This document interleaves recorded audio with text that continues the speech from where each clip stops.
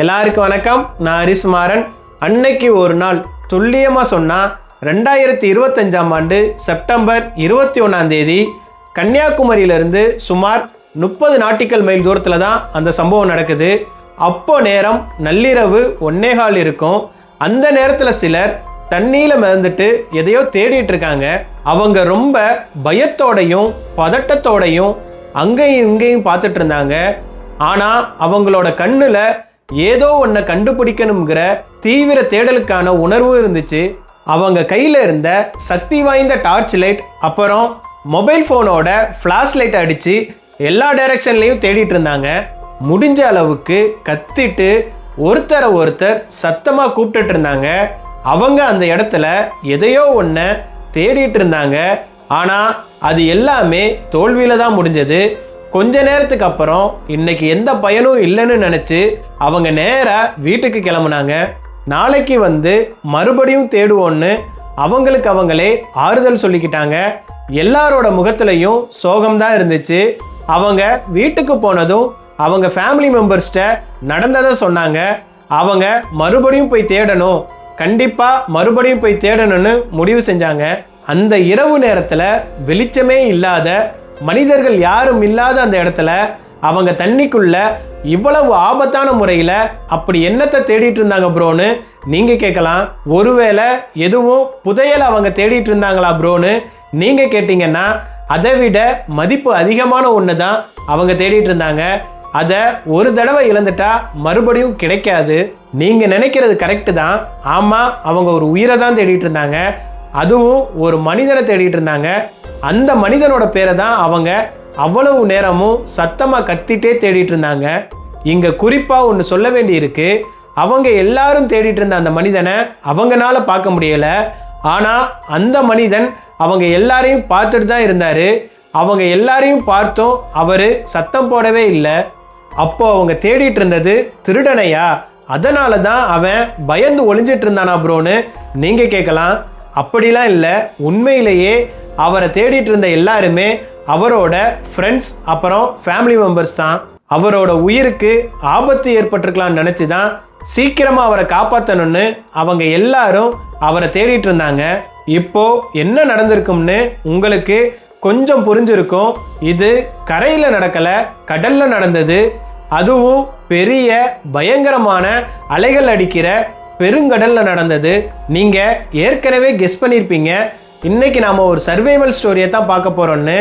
இது நம்ம தமிழ்நாட்டில் கன்னியாகுமரியில் நடந்த நம்ப முடியாத, நடுங்க வைக்கிற 28 மணி நேரம் கடலில் உயிர் பிழைச்ச ஒரு இளைஞனோட கதை.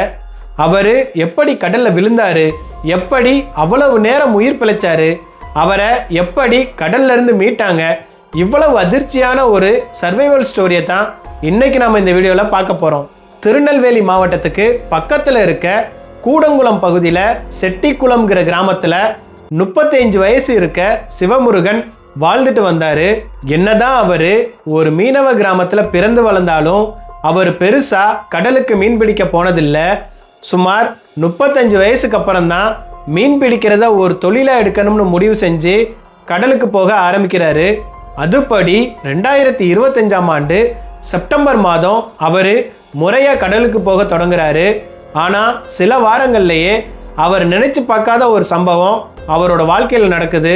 செப்டம்பர் 20 அதிகாலை 2 மணி அளவில் சிவமுருகனும் அவரோட தம்பியும் மீன் பிடிக்க கடலுக்கு போக முடிவு செஞ்சு அதிகாலை 4 மணிக்கு அவங்க 2 பேரும் சின்னமுட்டம் மீன்பிடி துறைமுகத்துக்கு போய் சேர்றாங்க.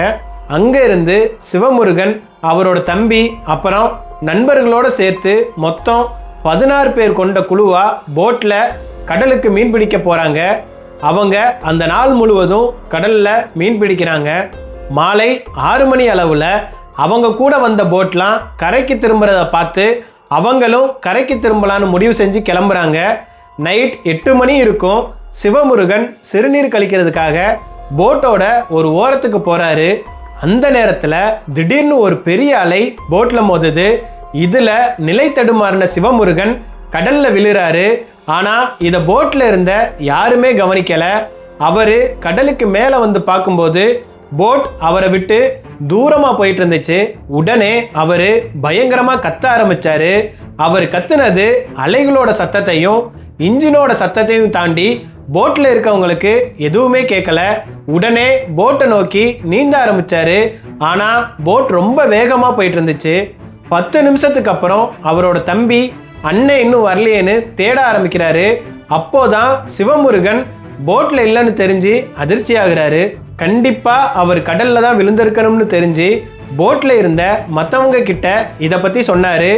உடனே அவங்க போட்டை திருப்பிட்டு கிளம்புன இடத்துக்கே போக சொன்னாங்க. ஜிபிஎஸ் மூலமா 10 நிமிஷத்துக்கு முன்னாடி இருந்த லொக்கேஷனை மார்க் பண்ணி அந்த இடத்துக்கு போனாங்க. அந்த லொக்கேஷனுக்கு போனதும் அவங்க டார்ச் லைட் அடிச்சு சிவமுருகனை தேடினாங்க. அவங்க எவ்வளவு தேடினாலும் அவங்களால சிவமுருகனை கண்டுபிடிக்க முடியல. ரொம்ப நேரம் தேடினதுக்கு அப்புறம் போட்ல டீசல் கரைக்கு போற அளவுக்கு மட்டும்தான் மீதி இருந்துச்சு. இனிமேலும் தேடுனா அப்புறம் நம்மளை தேட ஆள் வரணுங்கிற நிலை வரும்னு சோகத்தோட கரைக்கு திரும்பினாங்க. ஆனா சிவமுருகன் அவங்கள பார்த்துட்டு தான் இருந்தாரு. கைகளை அசைச்சு கத்த முயற்சி பண்ணாரு. கடல் நீர் அவரோட தொண்டையை காயப்படுத்தினதுனால அவரால் சத்தமாக கத்த முடியல.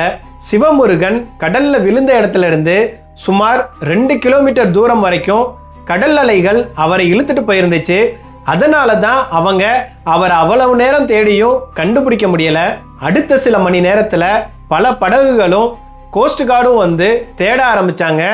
அப்போ நேரம் கரெக்டா இரவு 1:15 இருக்கும். அன்னைக்கு அமாவாசைனால நிலவு இல்லை. அதனால கடல்ல இருந்த சிவமுருகனை யாராலையும் பார்க்க முடியல. ஆனா இப்போவும் சிவமுருகன் அவங்கள பார்த்து கையசைச்சாரு, கத்துனாரு. ஆனா அவரால் சத்தமா கத்த முடியல. பல மணி நேரம் தேடினதுக்கு அப்புறமும் எந்த பலனும் இல்லைன்னு அவங்க கரைக்கு திரும்ப முடிவு செஞ்சாங்க. சிவமுருகன் அன்னைக்கு நைட்டு ஃபுல்லா கடல்ல போராடினாரு. தாகம் பசி எல்லாமே அவரை வாட்டுனுச்சு. அவரோட டிஷர்ட்டே அவருக்கு பாரமா இருக்குன்னு அதை கலட்டி வீசினாரு. இதுக்கு நடுவுல ஜெல்லிஃபிஷ் வேற அவரை உரசி காயப்படுத்தினுச்சு.